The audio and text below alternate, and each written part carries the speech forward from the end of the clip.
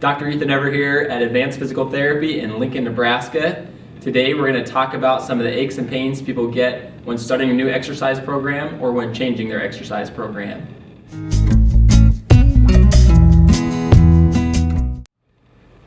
At the clinic, we've been getting a lot of questions lately from people starting new exercise programs or changing their exercise routine, whether it's boot camps, CrossFit, or just getting back into the gym after they've been out for a while. The first ache and pain that people experience, and is very common, is delayed onset muscle soreness. This is that general soreness you get in the muscles that you've worked for the first time or with more intensity than you're used to. This is usually worse 1 to 2 days after activity, but gradually improves. If the intensity or duration of your exercise was too severe, this can last several days and be quite uncomfortable. If your first day in the gym is like this guy,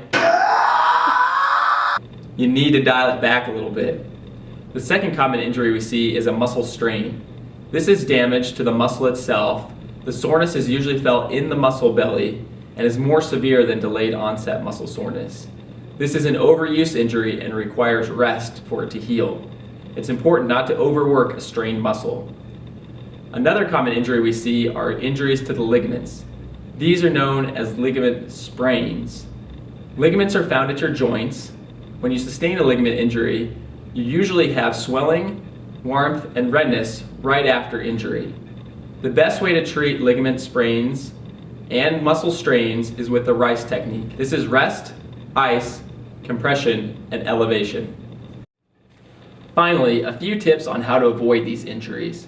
When starting an exercise program or changing your exercise program, it's important not to increase your intensity or duration by more than 10% every week to 10 days. If you're new to exercise or not quite sure what to do, make sure you seek out a qualified fitness professional to help you meet your needs. If your trainer sounds like this guy, "What do you think this is now time?" It's time to find a new one.